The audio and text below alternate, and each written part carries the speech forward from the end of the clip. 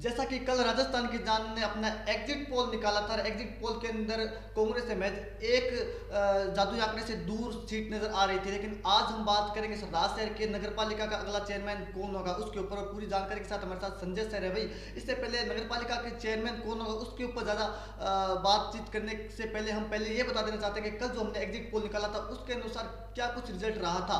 1 से 10 सीटों की बात करें तो संजय सर हमारे साथ हैं, उनसे हम जान लेते हैं। सर, 1 से 10 सीटों की बात करें तो कौन सी पार्टी थी जो बढ़त बनाई नजर थी? गजेंद्र, कल हमने बताया था, लेकिन आज हम, जैसा कि आप बता रहे हैं कि आज हम बात करते हैं कि दोनों ही पार्टियों से चेयरमैन के दावेदार कौन कौन हो सकते हैं। उससे पहले हम दर्शकों को, जिन जिन लोगों ने कल वीडियो नहीं देखा था, वो अगर आज देखे तो उनको भी थोड़ा पता चल जाए। एकदम शॉर्ट में हम बताने की कोशिश करेंगे कौन कौन सी सीटें पे हम जीत रहे हैं। हम बात करें 1 से लेकर 10 सीटों तक, तो 1 से 10 सीटों के अंदर है वो भाजपा 6 सीटों पर बढ़त लेती हुई दिखाई दे रही है, कांग्रेस 4 सीटों पर है वो आती हुई दिखाई दे रही है। तो यहाँ 1 से 10 सीटों पे भाजपा को बढ़त मिलती हुई दिखाई दे रही है। अब गजेंद्र, अपन बात करें 120 सीटों तक की, तो 120 सीट, 1 से 20 सीटों तक की बात करें तो इन 20 वार्डों के अंदर भी भाजपा है वो अपनी 10 तक की सीटों पे जिस प्रकार की बढ़त थी वैसी ही बढ़त यहाँ पर है। जो भाजपा है 1 से 20 के अंदर 11 सीटों पे बढ़त लेती हुई दिखाई दे रही है, और कांग्रेस है वो 9 सीटों पर आती हुई दिखाई दे रही है। तो यहाँ मामूली अंतर से हैं। उसी प्रकार अपन बात करें 1 से 30 सीटों पे, तो 1 से 30 सीटों में है वहाँ कांग्रेस की बढ़त हो जाती है, कांग्रेस 16 सीटों पर रहती है और भाजपा है वो 14 सीटों पर रहती है। तो जिस प्रकार पीछे की अपन सीटों की बात कर रहे थे तो वहाँ पर भाजपा मामूली बढ़त के साथ थी, 1 से 30 में कांग्रेस मामूली बढ़त लेती हुई दिखाई दे रही है। अब अपन बात करें 1 से 40 तक की, तो 1 से 40 तक में है वो कांग्रेस अपनी बढ़त बरकरार रखते हुए 21 सीटों पे पहुंच जाती है और भाजपा 17 सीटों पर रह जाती है। तो कांग्रेस यहाँ अपना अंतर थोड़ा बढ़ा लेती है।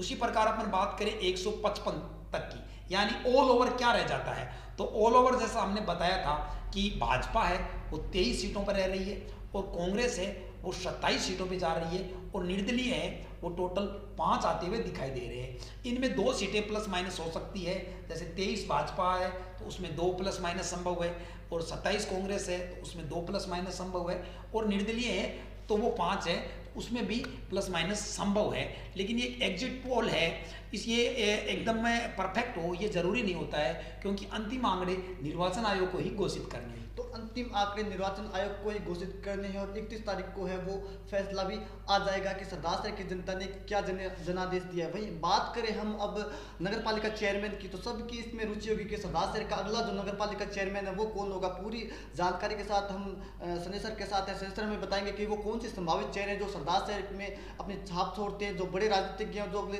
सरदार शहर के नगर पालिका चेयरमैन भी बन सकते हैं। सबसे पहले हम बात करेंगे भारतीय जनता पार्टी की, भारतीय जनता पार्टी में वो कौन से चेहरे जो नगर पालिका चेयरमैन के प्रमुख दावेदार। जी सर। गजेंद्र, बिल्कुल कि जैसा कि मतलब हमें लगता है कि कांग्रेस है वो बहुमत के आंकड़े के करीब जा रही है, और निर्दलीय भी जो भी आते हैं उनमें कांग्रेस के भी होंगे और भाजपा के होंगे। अगर निर्दलीयों के हिसाब से भी देखें तो कांग्रेस निश्चित रूप से बहुमत का आंकड़ा पार करती हुई दिखाई दे रही है। फिर भी राजनीति है, मतलब अनिश्चितताओं का खेल है, कुछ भी हो सकता है। और अपन दोनों ही पार्टियों की बात कर लें कि चेयरमैन के कौन कौन दावेदार अब की दफा हो सकते हैं। जैसा कि आपने बताया, सबसे पहले अपन बात करें भाजपा की, तो भाजपा के अंदर जो चेयरमैन का दावेदार की अपन बात करें तो उसमें सबसे बड़ा चेहरा है अमरचंद मीणा का। गजेंद्र, अमरचंद मीणा है वो अब तक आधा दर्जन चुनाव लगातार जीत चुके हैं। भाजपा के अंदर अगर बात करें तो सबसे बड़ा चेहरा है वो अमरचंद मीणा है, जो आधा दर्जन चुनाव लगातार जीत चुके हैं। ये उनका 7वां चुनाव है। अगर वो ये जीतते हैं तो लगातार उनके 7 चुनाव हो जाते हैं। अमरचंद मीणा है वो राजनीति के अपने सरदार शहर के अंदर भीष्म माने जाते हैं, और वो भाजपा के पास एक निर्विवादित भी चेहरा है, उन पे किसी प्रकार का विरोध या विवाद हो ऐसा भी नहीं लगता है। और इसके अलावा जो अमरचंद मीणा है वो सरल और शांत स्वभाव के हैं, और अमरचंद मीणा की सबसे बड़ी जो बात है वो एक ईमानदार चेहरे के रूप में अमरचंद मीणा माने जाते हैं, और सादगी पसंद व्यक्ति है। और अभी भी वो मतलब वृद्ध जरूर हो चुके हैं, लेकिन उनका शरीर जितना काम करता है उतने हिसाब से वो मेहनत करते हैं। पीछे तक अमरचंद मीणा खुद ऊंट गाड़ा चलाते थे, बिजली के पोल ले जाते हुए, एक जगह से दूसरी जगह ले जाते हुए वो मजदूरी करते हुए देखे जाते थे। ऐसा ही उनका परिवार एकदम ईमानदार परिवार है। उनके परिवार के अंदर उनके पुत्र है वो सरकारी अध्यापक है, लेकिन वो भी अपने घर के अंदर है वो मेहनत मजदूरी करते हुए देखे जाते हैं। बचे हुए समय के अंदर वो वो अपने पापा की एक मदद है वो भी मजदूरी के कार्यों में करते हुए दिखाई जाती है। अमरचंद मीणा आधा दर्जन चुनाव जीतने के बावजूद भी मजदूरी करते हैं, एकदम ईमानदार और सादगी वाला चेहरा है। और भाजपा के अंदर इतना बड़ा चेहरा है वो निश्चित रूप से अमरचंद मीणा की बराबरी करने वाला गजेंद्र नहीं दिखाई देता है। तो निश्चित रूप से अमरचंद की सादगी है वो हर किसी को अपनी ओर आकर्षित करती है। अमरचंद की हमने एक स्टोरी भी चलाई थी जिसमें दिखाया था कि बहुत कम खर्चे में एकमात्र ऐसे पार्षद है जो लगातार जीतते हैं और बहुत कम खर्चे के अंदर वो चुनाव निकालते हैं, चाय पिलाते हैं अपने कार्यालय में। इससे नहीं पिलाते चाय भी गजेंद्र नहीं पिलाते। नहीं मिली थी? नहीं, वो हमें अगर चाय मिली थी तो वो मतलब आप सौभाग्य की बात समझे कि अमरचंद मीणा ने हमें चाय पिलाई थी। अमरचंद मीणा का जैसा आप खर्चा बता रहे हैं बहुत कम होता है, हकीकत यह है कि उनके चुनाव में खर्चा होता ही नहीं है। खर्चा अगर होता है तो मतदाताओं का ही होता है। अमरचंद मीणा जब वोट मांगने जाते हैं तो उनको मतदाता ही चाय पिलाते हैं। अमरचंद मीणा साधारण दिनों में हो सकता है कि मतलब आओ भगत उनकी मतलब वो कर दें, लेकिन चुनाव के मामले में तो वो उनकी एकदम ये दृढ़ प्रतिज्ञा है कि खर्चा है वो बिल्कुल नहीं होता। तो चुनाव के मामले में काफी कंजूस है वो अमरचंद मीणा बरतते हैं और यही शायद कारण है कि लगातार उनके वार्ड की जनता उन्हें जिताती हुई नजर आए। तो ये थे अमरचंद मीणा जो कि प्रमुख दावेदार है भाजपा की ओर से। और दूसरे चेहरे की बात करें तो वो कौन सा चेहरा है? गजेंद्र, अमरचंद मीणा की कंजूस की बजाय आप उन्हें मतलब स्वाभिमानी सादगीपूर्ण भी कह सकते हैं कि वो स्वाभिमानी है, सादगीपूर्ण है। और चुनाव निश्चित रूप से बिना खर्चे के होना चाहिए। जो उम्मीदवार बिना खर्चे के चुनाव लड़ता है और जीत के जाता है तो वो भ्रष्टाचार करने की संभावनाएं कम हो जाती है। और जो उम्मीदवार मतलब 2-2, 5-5, 10-10 लाख रुपए लगा के जाता है तो किसी ना किसी रूप में उनमें ये लालसा रहती है कि जो खर्चा लगा है वो कैसे न कैसा रिकवर हो। इस मामले में भ्रष्टाचार के रास्ते पे जाने में वो एक हद तक मजबूर करने में ये भी बात महत्वपूर्ण रहती है। जी, दूसरा चेहरा कौन है? दूसरा चेहरा भाजपा के अंदर जो सबसे बड़ा चेहरा अपन माने तो वो है मुरलीधर सैनी। मुरलीधर सैनी ने 2005 में चुनाव लड़ना शुरू किया था। उससे पहले वो एसबीडी कॉलेज के छात्र संघ अध्यक्ष रहे थे। 2005 में उन्होंने चुनाव जीता था, जो 2010 के अंदर पूरे राजस्थान में और अपने सरदार शहर में भी सीधे चेयरमैन के चुनाव हुए थे। गजेंद्र, वो जो तारा देवी और सुजाता सैनी के रूप में हुआ था। मुरलीधर सैनी की पत्नी है सुजाता सैनी। तो वो चुनाव भी उन्होंने काफ़ी मामूली अंतर से वो चुनाव हार गए थे। तो निश्चित रूप से भाजपा के पास चेयरमैन का एक बड़ा चेहरा था। और जो माना जाता है कि भाजपा को अल्पसंख्यक वोट कम मिलते हैं, इसके बावजूद भाजपा कांटे के टक्कर में आ गई थी और लगभग 500 से कम अंतर से मुरलीधर सैनी वो चुनाव हारे थे। उसके बाद में 2015 में जो पिछला चुनाव हुआ था उसमें मुरलीधर सैनी जीत गए थे और उस चुनाव में भी मुरलीधर सैनी को है वो चेयरमैन चेहरे के रूप में चुनाव लड़ाया गया था। लेकिन वहाँ वो मतलब किसी कारणवश चुनाव चेयरमैन वो नहीं बन पाए या उनको नहीं बनाया गया, तो उनको उपाध्यक्ष के रूप में ही, वॉइस चेयरमैन के रूप में ही संतोष करना पड़ा था। लेकिन अब की बार अपने एग्जिट पोल में तो मुरलीधर सैनी जीतते हुए दिखाई देते हैं। फिर भी एग्जिट पोल सारे परफेक्ट हो, 100% सही हो, ये भी जरूरी नहीं होता है। अगर मुरलीधर सैनी चुनाव जीतते हैं, और अब की दफा तो जीतना भी जरूरी नहीं है क्योंकि आपको पता है गजेंद्र हाइब्रिड फार्मूला आ गया है, तो उसकी वजह से मुरलीधर सैनी भी है, भाजपा के पास एक बड़ा चेहरा है और वो चेयरमैन के निश्चित रूप से बड़े दावेदार हैं। तो चेयरमैन के निश्चित रूप से बड़े दावेदार है। हालांकि उनकी सीट है वो कहीं ना कहीं फंसी हुई नजर आ रही है। उनके सामने जो उम्मीदवार है कांग्रेस के वो उन्हें कड़ी चुनौती वहां से देते हुए नजर आ रहे हैं। लेकिन मुरलीधर सैनी की बात करें तो उनका काफी लंबा राजनीतिक करियर रहा है। छात्र राजनीति से उन्होंने अपने करियर की शुरुआत की थी और लगातार वो एक के बाद चुनाव जीतते हैं। हालांकि नगर पालिका चेयरमैन का जब सीधा चुनाव होता उसमें उनको जरूर मामूली अंतर से हार का सामना करना पड़ा था। लेकिन भाजपा की ओर से प्रबल दावेदार है वो मुरलीधर सैनी चेयरमैन के बने हुए हैं। हाँ जी, अगली बात करें तो कौन है? गजेंद्र, वैसे तो भाजपा के अंदर भी सर्वसम्मति अगर बहुमत के करीब वो जाते हुए दिखाई नहीं दे रहे। हालांकि फिर भी अगर कोई चमत्कार होता है जो भाजपा को ले जाए, जिस प्रकार आंकड़ों के लिहाज से तो पीछे पंचायत समिति में भी नहीं जा रहे थे, लेकिन वो एक चमत्कार ही माना जाए। ऐसा यदा कदा ही होता है, कई युगों से होता है, ऐसा निरंतर नहीं होता है। फिर भी अगर भाजपा मतलब सीटों के लिहाज से भी अगर किसी बड़े चमत्कारी तरीके से सीटें वो जीत जाती है तो भाजपा के अंदर एक बड़ा चेहरा और है, वो है टाक परिवार। जैसे सरदार शहर के अंदर माली समाज में एक टाक परिवार है जो लगातार भाजपा के साथ रहा है और भाजपा को हर मुसीबत से उस परिवार ने निकालने का काम किया है। शुरुआत में वहाँ राजकुमार टाक है वो चुनाव जीतते हुए आए हैं और उनका पूरा परिवार और पूरा कुनबा है वो भाजपा के साथ मुश्किल समय में भी रहा है। अब तो भाजपा यहाँ टक्कर के चुनाव में भी रहती है, जीत भी जाती है। लेकिन पीछे ऐसा समा था गजेंद्र कि जो भाजपा की गिनी चुनी सीटें आती थी, भाजपा टक्कर में भी नहीं रहती, कांग्रेस का वन वे गेम हुआ करता था, उस समय भी ये परिवार भाजपा के अशोक पिंचा के साथ रहा है।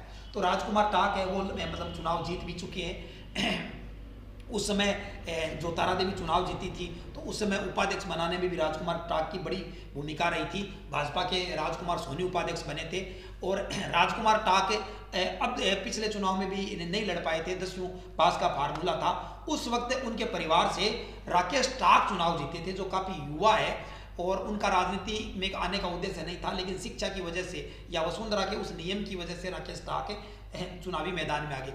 राकेश टाक की गजेंद्र सबसे बड़ी बात यह है कि उन्होंने किसी छोटे मोटे उम्मीदवार को नहीं हराया था।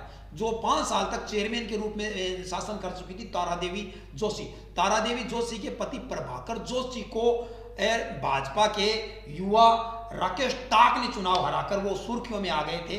और राकेश टाक अब की दफे फिर मैदान में है और वो अपने सर्वे में भी जीते, जो एग्जिट पोल है उसमें भी जीतते हुए दिखाई दे रहे हैं और लगता है कि राकेश टाक जीत जाते हैं या जीतने के अलावा भी अब की बार ऑप्शन बचते हैं तो ये भी है। और पिछले चुनाव में टाक परिवार से 1 नहीं 2 सीटें आई थी, गंगाधर टाक भी जीत कर आए थे।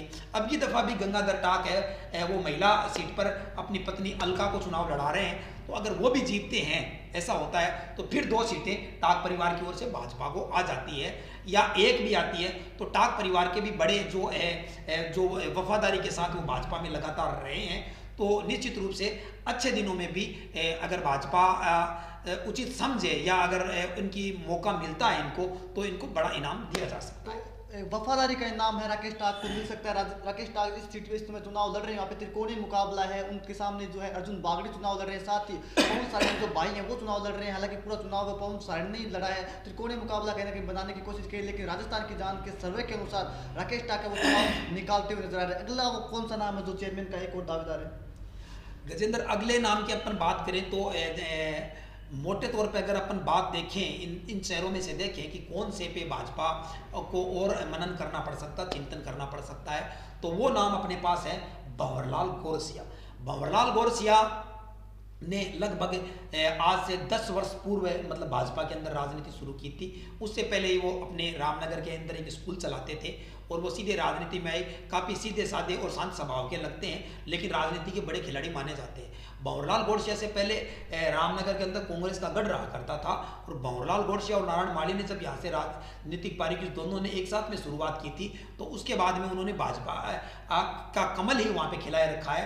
कांग्रेस के जो गढ़ है उसमें कांग्रेस को पूर्ण रूप से बाहर कर दिया है। पहले वो 1 वार्ड था और इन्होंने जब शुरुआत की थी तो रामनगर के 1 और 2 वार्ड हो गए थे, अब रामनगर के 1, 2 और 3 वार्ड हो गए हैं। तो भंवरलाल गौरसिया सबसे पहले यहाँ चुनाव वार्ड नंबर 2 से जीत के गए थे, दोबारा भी भंवरलाल गौरसिया वार्ड नंबर 2 से जीत के गए, अब उनका वार्ड है वो 3 बन गया है। तो इसमें भी अपने एग्जिट पोल में भंवरलाल गौरसिया जीतते दिखाई दे रहे। तो भंवरलाल गौरसिया मतलब अब की बार अगर चुनाव जीतते हैं तो वो अपनी हैट्रिक बनाते हुए लग रहे हैं। और हैट्रिक बनाने के साथ साथ भंवरलाल गौरसिया की सबसे बड़ी बात यह है कि वो राजनीति के बड़े खिलाड़ी माने जाते हैं, राजनीति में अच्छी पकड़ रखते हैं। वो सिर्फ चुनाव जीतना ही नहीं जानते हैं, चुनाव जीतने के बाद में 5 साल तक वो संघर्ष करना भी जानते हैं। और पीछे जो तारा देवी का बोर्ड कांग्रेस का रहा था उसमें उन्होंने विपक्ष की शानदार भूमिका निभाई थी और भाजपा के अंदर बड़े प्रवक्ता के रूप में, और अगर जो सर्वसाधारण सभा की बैठकें वहाँ कांटे की टक्कर की हुआ करती थी, उस बैठकों में कांग्रेस का पसीना छुड़ाने का काम अगर किसी ने किया था तो वो भंवरलाल गौरसिया ही है। उस समय विकास सोनी जो भाजपा को बढ़त दिलाने वाले उम्मीदवार थे तो वो भाजपा को बीच मतदार में छोड़कर कांग्रेस में चले गए थे। ऐसी परिस्थिति में भंवरलाल गौरसिया पर भी डोरे डालने की कांग्रेस ने कोशिश की, लेकिन भंवरलाल गौरसिया नहीं डिगे और लगातार भाजपा के साथ रहे। और भाजपा जब भी विकट परिस्थिति में होती है तो वो एक अच्छे प्रवक्ता के रूप में भाजपा को वहां से निकालने की कोशिश करते हैं और कांग्रेस के लिए वो मतलब समस्या खड़ी करने में कभी पीछे नहीं हटते हैं। तो कांग्रेस शासन के अंदर बारीकी से वो जानकारी रखते थे और छोटी छोटी कमियों को लेकर भी वो कांग्रेस से जवाब मांगने में नहीं हिचकते थे। तो ये थी भंवरलाल गौरसिया की खूबियाँ। हालांकि इसमें एक खूबी और भी है कि भंवरलाल गौरसिया जो है वो अशोक पिंचा के काफ़ी करीबी है, साथ में राजेंद्र राठौड़ है उनके भी काफ़ी करीबी हैं। और रामनगर जो कभी एक ज़माने में गढ़ हुआ करता था कांग्रेस का, उसमें सेंध लगाने की पूरी कोशिश की, उसमें सफल हुए और गढ़ को ढहा दिया। अब बात करते हैं हम कांग्रेस की। कांग्रेस में कौन से चेहरे हैं जो निश्चित रूप से नगर पालिका चेयरमैन के दावेदार है, क्योंकि एग्जिट पोल के अनुसार, राजस्थान की जान एग्जिट पोल के अनुसार कांग्रेस की है वो सरकार बनती हुई नजर आ रही है। तो सर कांग्रेस की बात करें तो वो कौन से बड़े नाम है जो नगर पालिका चेयरमैन के प्रमुख दावेदार? हालांकि भंवरलाल शर्मा की उसमें जो चलेगी वो तो सर्वे सर्वा है, लेकिन फिर भी वो कौन से दावेदार है? भंवरलाल शर्मा की निश्चित रूप से चलेगी और वो भंवरलाल शर्मा तय करेंगे, सब ये कहते हैं कि वही होगा। उसके बावजूद भी चाहे पार्टी का कोई मुखिया हो, पार्टी का मुखिया भी सोचता है कि भाई जो अपने पास जीत कर आए हैं इनमें से कौन कौन से चेहरे हैं, मतलब नेतृत्व को भी सोचना पड़ता है और नेतृत्व भी योग्यताएं और समीकरणों के हिसाब से तय करता है। तो यह नहीं होता है कि हर किसी को तय कर दिया जाए, यह भी संभव नहीं होता है। उसमें भी समीकरण तय होते हैं, किसने पार्टी को क्या दिया है, किसको बनाने से क्या फायदे हैं, क्या नुकसान है, तमाम बातें देखी जाती है और उस चेहरे के आधार पे पार्टी एकजुट भी रहनी चाहिए, पार्टी बिखर भी नहीं जाए, उसका विरोध भी कम होना चाहिए। ये बहुत सारी बातें तय होती है, तो निश्चित रूप से वो तय करते हैं, वो एक बड़ा समीकरण रहता है। उसके बावजूद भी उम्मीदवार का त्याग, उसका संघर्ष, ये सब भी मायने रखता है। तो इसमें अगर गजेंद्र अपन बात करें, कांग्रेस में भी चेयरमैन के चेहरों की एक लंबी लिस्ट है गजेंद्र। अगर अपन माने तो आधा दर्जन से 1 दर्जन तक जा सकते हैं ये चेहरे। फिर भी अपन कुछ ही चेहरों पे चर्चा करते हैं। तो उसमें अपन बात करें सबसे पहले नाम आता है चाइल परिवार का। जब 1936 में आज़ादी से पहले यहाँ पर वार्ड प्रमुख या वार्ड मेंबर बनाने हो गए थे, तब से लेकर आज तक चाइल परिवार का प्रतिनिधित्व बना हुआ है। और 1995 से लेकर आज तक की बात करें तो चाइल परिवार ने 2-2 वार्ड मेंबर एक साथ देने शुरू कर दिए और कभी भी इन्होंने मतलब जो है इनको चेयरमैन नहीं बनाया गया है। और अब की दफा भी है तो चाइल परिवार से 3 सदस्य लड़ रहे हैं, लेकिन एक सदस्य को टिकट नहीं दिया गया, वो बागी के रूप में लड़ रहे हैं, बाले खां चाइल। अनिल शर्मा जब चेयरमैन बने थे तो बाले खां की बड़ी भूमिका रही थी, लेकिन कांग्रेस ने अब की बार इसको नहीं समझा। इसके वो जानते हैं क्या कारण रहे होंगे। लेकिन अब की दफा मान खां चाइल है, वो भी अपनी पोती को चुनाव लड़ा रहे हैं। मान खां चाइल भी कांग्रेस में और भंवरलाल शर्मा के अंदर वो बड़ा महत्व और बड़ा प्रभावशाली चेहरा माना जाता है। और अब्दुल रशीद चाइल है, जैसा कि हमने बताया था कि सलमान खान के साथ जैसे शेरा परछाई की तरह रहते हैं, तो ये भंवरलाल शर्मा के शेरा है। ये भंवरलाल शर्मा के साथ परछाई की तरह रहते हैं। सरदार शहर नहीं, चाहे मामला जयपुर का हो, दिल्ली का हो या दुबई का हो या हांगकांग का हो या दुनिया के किसी भी देश में अगर भंवरलाल शर्मा जाते हैं तो अब्दुल रशीद चाइल को साथ ले जाना नहीं भूलते। अब्दुल रशीद चाइल की सबसे बड़ी खासियत एक ये है कि वो एडवोकेट भी है, पढ़े लिखे हुए भी हैं और राजनीति की पकड़ वो स्थानीय स्तर के बजाय प्रदेश स्तर पर भी उनकी वो भंवरलाल शर्मा के माध्यम से जानते हैं कि राजनीति के जो ताना बाना है उसको किस प्रकार सेट रखा जाए कि कहीं है वो बहुत सारे बर्तन एक साथ रहे और आवाज़ नहीं करे। तो बबलू चाइल है, बबलू नाम से भी ये जाने जाते हैं। बबलू चाइल या मान खां चाइल की जो पोती है कि उसके माध्यम से मान खां चाइल को भी इनाम मिल सकता है, अब्दुल रशीद चाइल को भी इनाम मिल सकता है। तो गजेंद्र चाइल परिवार भी एक बड़ा यहाँ पर मुद्दा है और उनके 2 पार्षद कांग्रेस से लड़ रहे हैं, बाले खां चाइल निर्दलीय के रूप में भी लड़ रहे हैं। तो निश्चित रूप से वहाँ से कोई भी जीतेगा तो चाइल परिवार भी, और कोई जरूरी बाले खां भी जीत जाते हैं तो कांग्रेस उनको भी मना सकती है। ऐसा नहीं है कि वो नहीं मानेंगे, उनको मनाना कांग्रेस के लिए कोई ज़्यादा बड़ी समस्या मुझे नहीं लगता है। तो निश्चित रूप से चाइल परिवार वो दशकों से कांग्रेस के हाथ मजबूत करता हुआ सरदार शहर के अंदर आ रहा है और इसी का इनाम इस बार चाइल परिवार को संभवतः मिल सकता है। बात करें चाइल परिवार की तो अब्दुल रशीद चाइल है वो चुनाव लड़ रहे हैं, साथ ही एक और चाइल परिवार में से जो अनिला चाइल है वो चुनाव लड़ रही है, जो काफ़ी युवा है और काफ़ी पढ़ी लिखी भी है। अगले हम उम्मीदवार की बात करें तो वो कौन सा चेयरमैन का चेहरा हो सकता है जो कांग्रेस का है? गजेंद्र, अगर जनचर्चा के हिसाब से बात करें तो ये चेहरा सबसे पहले आ जाना चाहिए था, और अगर अनुभव की और कांग्रेस पार्टी को किसने कितना दिया है तो उसके हिसाब से चाइल परिवार को हमने पहले बताया। अगला चेहरा है गजेंद्र, जैसा कि लगभग जो दर्शक राजनीति पे हल्की पकड़ रखते हैं वो उनको इंतजार है कि ये नाम पहले आ जाना चाहिए था लेकिन बाद में आ रहा है। वो नाम है राजकरण चौधरी। इनको राजकुमार चौधरी के नाम से भी जाना जाता है और इनके बारे में अपन ने लिखा था कि ये सुशासन के चौधरी हैं। इनके पिताजी मोहनलाल चौधरी चेयरमैन रहे थे, तो उनका कार्यकाल निश्चित रूप से सुशासन के रूप में किया जाता थे। गजेंद्र, अपने एक चेयरमैन हो रहे थे मोहनलाल शर्मा, उनके कार्यकाल को भी सुशासन के रूप में देखा जाता है। तो 2 मोहनलाल रहे थे, दोनों सुशासन के मतलब चौधरी माने जाते हैं। तो मोहनलाल चौधरी चेयरमैन भी रहे थे, लंबे समय तक भंवरलाल शर्मा के साथ रहे थे। तो इस परिवार का चौधरी परिवार भी भंवरलाल शर्मा के साथ लगातार रहा है। प्रभाकर जोशी, मोहनलाल चौधरी, गुरमुख सिंह राजपुरोहित, ये भंवरलाल शर्मा के बड़े पुराने मित्र रहे हैं और मोहनलाल चौधरी को इन्होंने ये चेयरमैन बने भी थे। अगली दफा सुशासन की वजह से अगली दफा भी कांग्रेस का शासन ही आया था, तो नगर पालिका का विरोध भी नहीं हुआ था।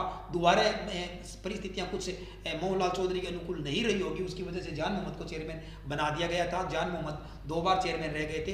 तो राजकुमार चौधरी को राजनीतिक पारी की शुरुआत किए हुए 10 वर्ष से ज़्यादा का समय हो गया।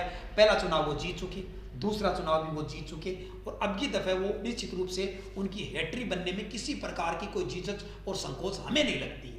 हमें ये मतलब एकदम फाइनल लगता है कि महज घोषणा होना शेष है कि राजकुमार चौधरी अपनी राजनीतिक पारी की हैट्रिक पूरी कर लेंगे। राजकुमार चौधरी की दक्षता देखिए कि वो अपने पिता की तरह ही एक कुशल राजनीतिक की नेतृत्व करते हैं। पिछली दफा अब्दुल रशीद साहिल और राजकुमार चौधरी ने ही सुषमा जो बोर्ड था, भाजपा बोर्ड था, उसमें विपक्ष की भूमिका निभाई थी और ये मतलब भाजपा के कामों में कमी निकालना, उनकी तकनीकी गलतियां पकड़ना और उनके द्वारा क्या किया जा रहा है एकदम पेनी नजर रखते थे। और हकीकत ये था कि मतलब राजकुमार चौधरी लगातार नगरपालिका के 2 चक्कर लगाते थे और एक चक्कर जब वो लगाते थे तो उसका तो सुषमा पिंचा बारीकी से नजर रखती थी, लेकिन सुषमा कार्यालय का समय पूरा होने के बाद भी एक चक्कर राजकुमार चौधरी वो 6 बजे के बाद और लगा लेते थे।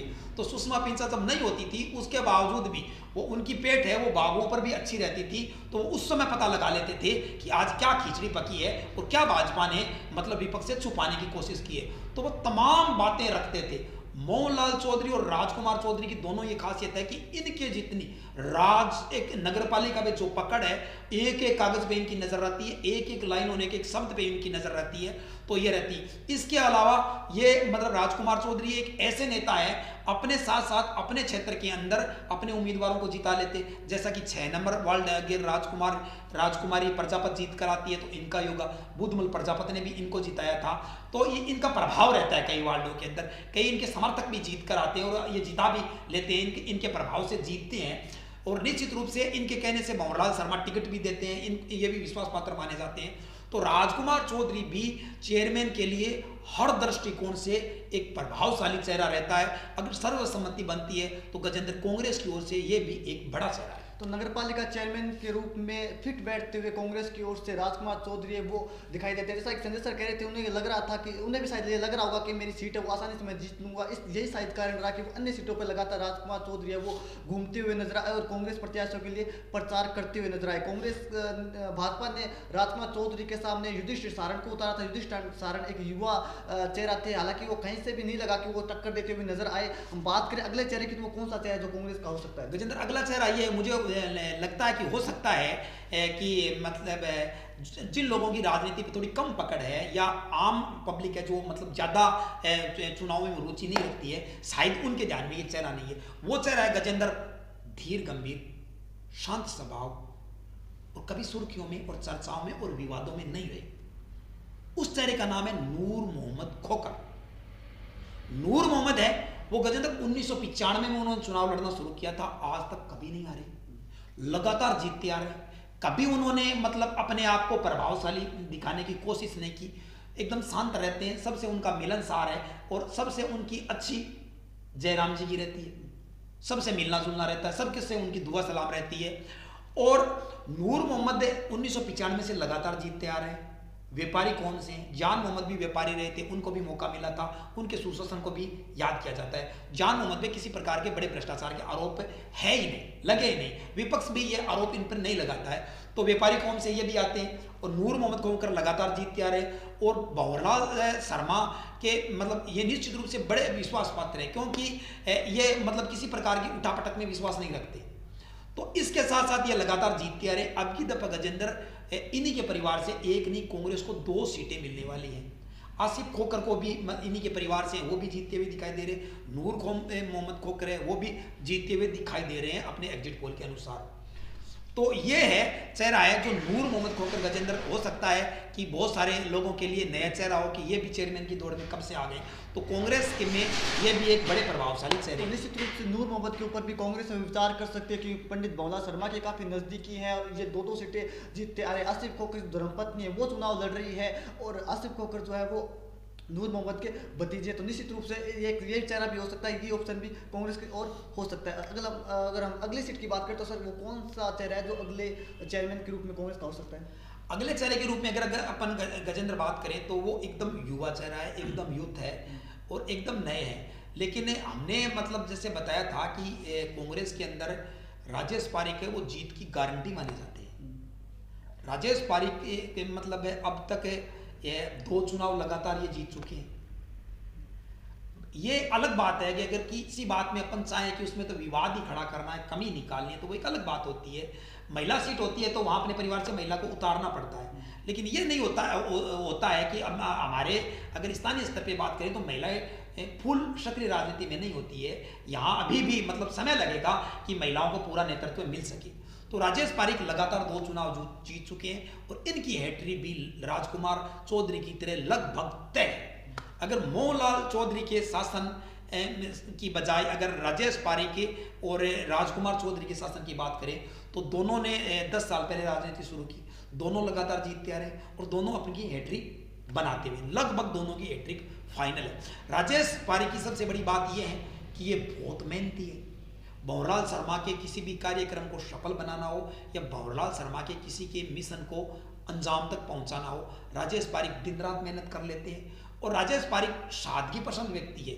ये मतलब जैसे दिखावा करना, महंगी ड्रेसें पहनना, महंगी गाड़ियां रखना और मतलब अपना लाव लश्कर रखना और बड़ा लवाजमा रखना, ऐसा इसमें कुछ नहीं है। एक साधारण चेहरे के रूप में रहता है। जैसा कि मतलब इनकी एक तस्वीर आई थी गजेंद्र, आपको पता होगा सोशल मीडिया पे, जिसने प्रभावित किया था। एक गिनानी के अंदर एक बच्चा डूब गया था, उसके शव को ढूंढने के लिए बहुत मेहनत लगी थी। तो वो गिनानी का एकदम पता है गंदा पानी होता है, उस गंदे पानी में भी राजेश पारिक खुद उतर गए थे और एक लाठी के सहारे जमीन पे उस बच्चे के शव को तलाशने में भी इन्होंने हिचक नहीं की थी। तो कुल मिलाकर भावनाओं का जंवर इन पे इस प्रकार चढ़ जाता है कि उस वक्त ये मतलब निर्णय लेते हैं तो वो छोटे मोटे जैसे गंदगी है, मैं कैसा लगूंगा, क्या लगूंगा, इन बातों को छोड़कर उन्होंने उस काम में उतर गए थे। तो उस तस्वीर की भी इनकी काफ़ी प्रशंसा हुई थी। भंवरलाल शर्मा के विश्वास पात्र है, भंवरलाल शर्मा के हर कार्यक्रम के अंदर ये बढ़ चढ़कर हिस्सा लेते हैं। इनकी एक टीम भी है, इनके साथ जो से कंधा से कंधा मिलाकर हंसराज सिद्ध भी रहते हैं। हंसराज सिद्ध ही इनको राजनीति के अंदर लेकर आए थे और आज राजेश जो पारिक है वो राजनीति के अंदर निश्चित रूप से हंसराज सिद्ध के बराबर का या उनसे एक कदम आगे निकलते हुए दिखाई दे रहे हैं। लेकिन दोनों की जो जुगलबंदी है वो उसमें किसी प्रकार का कोई फर्क और बदलाव नहीं है। दोनों के बीच में ये इन्होंने कभी तय करने की कोशिश नहीं की कौन बड़ा है कौन छोटा है। राजेश पारिक के लिए आज भी हंसराज सिद्ध है वो भाईजी है और निश्चित रूप से राजेश पारिक है भंवरलाल शर्मा के एक वफादार सिपाही है, युवा है। और नगरपालिका चुनाव नेतृत्व के अंदर जिस प्रकार राजकुमार चौधरी पैनी नजर रखते हैं तो उसी प्रकार राजेश भी पैनी नजर रखते हैं। और राजेश तालमेल बिठाने में इतने माहिर माने जाते हैं कि किसी प्रकार का जैसे अधिकारी हो, जैसा कई दफा रहता है कि जैसे सत्यनारायण सारण प्रधान रहते उस वक्त ये माना जाता था कि वीडियो से उनका तालमेल नहीं बैठ रहा है, लेकिन राजेश पारिक के साथ ये नहीं होता है। राजेश पारिक किसी भी अधिकारी के साथ तालमेल बिठाने में माहिर है, किसी भी परिस्थितियों में एडजस्ट हो जाते हैं। तो भंवरलाल शर्मा इस वफादार सिपाही को भी मौका दे सकते हैं। तो निश्चित रूप से भंवरलाल शर्मा वो राजेश पारिक को भी मौका दे सकते हैं। जैसा कि संजय सर उदाहरण बताए थे कि नगर गिनानी के अंदर उतर गए थे बच्चे का शव ढूंढने के लिए, उस समय रात के 2 बज रहे थे और काफी पुलिस का जाब्ता भी मौजूद था, लेकिन किसी ने हिम्मत नहीं दिखाई। ऐसे में पार्षद खुद गंदे पानी में उतर गए और 2 बजे रात को 2 बजे निश्चित रूप से ये काफी बड़ी बात थी क्योंकि कोई भी पार्षद ऐसा करते हुए दिखाई नहीं देता है। और बात करें अगला चेहरा कौन सा है जो एक और नगरपालिका चेयरमैन का दावेदार हो सकता है। नगरपालिका चेयरमैन के दावेदार के अंदर अपन ने गजेंद्र अब तक बात की तो सभी पुरुष चेयरमैनों की बात की। और जैसे कि आपको पता होगा कि अपने सरदार शहर में लगातार 2 बार महिला चेयरमैन रह चुकी है, तारा देवी और उसके बाद सुषमा पिंसा, ये 2 बार लगातार रह चुकी है। और अपन बात कर रहे हैं हैट्रिक की, तो क्यों नहीं महिला चेयरमैन की भी हैट्रिक हो सकती है गजेंद्र, इससे भी नकारा नहीं जा सकता।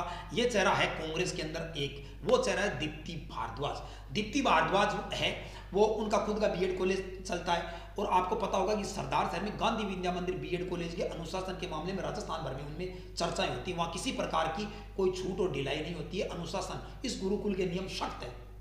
तो दीप्ति भारद्वाज उस बीएड कॉलेज के अंदर भी बड़ी भूमिका निभा चुकी है और वहाँ इनका एडमिनिस्ट्रेशन के बारे में इनको बहुत अच्छा नॉलेज है। ये मतलब नगरपालिका को अगर इनको मौका मिलता है तो ये नगरपालिका में सभी पार्षदों को और सभी लोगों को मतलब किस प्रकार इनको संतुष्ट करना है, किस प्रकार इनके काम करना है, तो ये अच्छी तरीके से दे सकती है।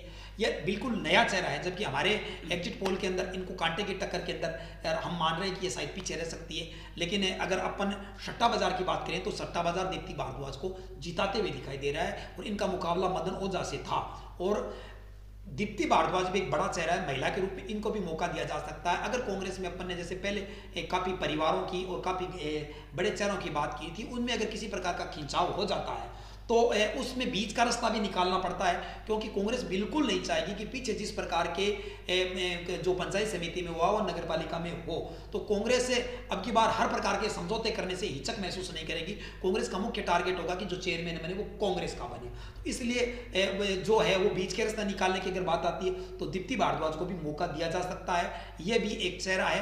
तो दीप्ति भारद्वाज निश्चित रूप से हमें लगता है कि वो मामूली अंतर से पिछड़ सकती है, लेकिन ये कोई जरूरी नहीं है कि जो हमारा एग्जिट पोल हमारी टीम के द्वारा किया गया शुरुआत एकदम स्टिक हो, क्योंकि हमारी टीम भी इंसान है, भगवान नहीं है जो सब कुछ 100% परफेक्ट बता दे। लेकिन हम कोशिश करते हैं कि आपको जो भी जानकारी दे वो स्टिक हो, कसौटी पे कसी हुई हो, फिर भी जो मतलब संभावनाएं हैं वो बनी रहती है। राजनीति के अंदर कुछ भी फिक्स नहीं होता है। तो दीप्ति भारद्वाज भी गजेंद्र एक चेहरा हो सकती है। तो निश्चित रूप से दीप्ति भारद्वाज ही बड़ा चेहरा हो सकता है, क्योंकि दीप्ति भारद्वाज ने चुनाव भी काफी मजबूती के साथ चुनाव लड़ा था। हालांकि शुरुआती समय में दीप्ति भारद्वाज और पिछड़ती नजर आ रही थी मदन लाल ओझा के, लेकिन जैसे जैसे दिन आगे बढ़े, जैसे जैसे चुनाव नजदीक आए, वैसे वैसे दीप्ति भारद्वाज ने अपनी राजनीति का लौह बनाया। काफी कड़े चुनौती वहाँ पर मदन ओझा को दी। हालांकि राजस्थान किसान एग्जिट पोल के अनुसार दीप्ति भारद्वाज चुनाव हार सकते हैं, लेकिन फिर भी राजनीतिक कयास है, कुछ भी हो सकता है। लेकिन कहीं ना कहीं चेयरमैन की दावेदार दीप्ति भारद्वाज भी। अगर हम निर्दलीय की बात करें तो कोई बड़ा चेहरा तो हो सकता है, निर्दलीय भी कुछ बड़ा गजेंद्र निर्दलीयों के अंदर ऐसा कोई बड़ा चेहरा नहीं हो सकता कि जो मतलब इस मामले के अंदर चला जाए। वो तो मतलब जैसे अपन ने बताया था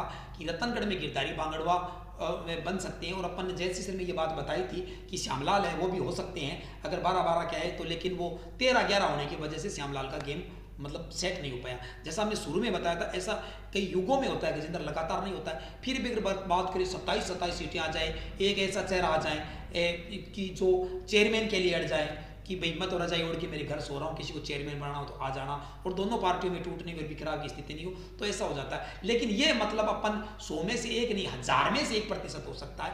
0.10% संभावना है इसकी। तो सर मैं के बराबर समझा सर। मैंने मकबूल का इंटरव्यू किया था जो 35 नंबर वार्ड से चुनाव लड़ रहे हैं, उनका एक जवाब मेरे को काफी अच्छा लगा। हमने यार कैंडिडेट से पूछा जो निर्दलीय था, उनसे पूछा कि आप जीतने के बाद कहाँ जाओगे, तो उन्होंने कहा जो विकास करेगी जो पार्टी हम उसके साथ जाना पसंद किए। और अधिकांश यही देखा जाता है कि निर्दलीय है वो पार्टी के साथ चले जाते हैं। लेकिन मकबूल का जवाब काफी अच्छा लगा। मकबूल ने कहा कि हम किसी पार्टी के पास नहीं जाएंगे, पार्टी हमारे पास आएगी। तो निश्चित रूप से लगता है कि निर्दलीय की अहम भूमिका रहेगी, तो पार्टियों को निर्दलीय के पास जाना पड़ेगा। नहीं गजेंद्र, ये बात तो अगर किसी पार्टियों के पास अगर बहुमत की स्थिति नहीं बनती है तो निश्चित रूप से पार्टियों को जाने में हिचक नहीं होती है। पार्टियां चली भी जाती है, एक बार नहीं कई दफ़े चली जाती है, और घुटनों के बल भी चली जाती है। अनुनय विनय उनको करना पड़ता है, वो सब ये करते हैं, ये तो हो जाता है। लेकिन चेयरमैन जैसी पोजीशन तभी बन सकती है गजेंद्र कि दोनों पार्टियां 50-50 हो जाए, तब संभावना बनती है। और अपने यहाँ पे 55 सीटें हैं तो 27-27 की पोजीशन बन सकती है। लेकिन इसकी 1000 में से 1%, 1000 में भी से अगर एक देखें अपन 1000 में 1 तो 0.10% संभावना बनती है। काफ़ी मुश्किल खेल है, फिर भी हो सकता है ऐसा अगर हो जाए तो। लेकिन अभी एग्जिट पोल के अनुसार ऐसा नहीं लगता है कि दोनों पार्टियां बराबर आ जाएं। फिर भी हम बार बार कहते हैं कि संभावनाओं का खेल है, कुछ भी हो सकता है। गजेंद्र, एक बड़े परिवार के बारे में अपन और बता दें। कांग्रेस के अंदर एक बड़ा परिवार है, वो है खोखर परिवार। बशीर खोखर के पिता आज़ादी के से पहले ही मतलब जीतते आए हैं। जब सरदार सर के अंदर 4 वार्ड मेंबर हुए थे तब बशीर खोखर के पिता भी जीत के आए थे। उस समय के बाद उनके भाई बाबूलाल खोखर जीत के आए, उनका मतलब व्यापार से रहते हुए निधन हो गया। उपचुनाव हुआ, उसके बाद से बशीर खोखर लगातार जीत के आ रहे। बशीर खोखर ने तो इतना बड़ा धमाका किया था, वो निर्दलीय भी निर्विरोध जीत गए थे। उनके सामने किसी ने नामांकन भी दाखिल नहीं किया था, सर्वसम्मति से वार्ड ने उनको चुन लिया था। और अब की बार उनकी तीसरी पीढ़ी है जो राज खोखर है, जो उनका बोलचाल में नाम राजू खोखर उनको कहा जाता है। उनकी पत्नी सीमा खोखर मैदान में है। तो हो सकता है कि खोखर परिवार पे भी विचार कर लिया जाए, क्योंकि ये लगातार कांग्रेस के अंदर बैठे हैं, लगातार जीतते हुए आ रहे हैं, कभी हारे नहीं। ये भी अजय है, इनका रथ भी अजय है।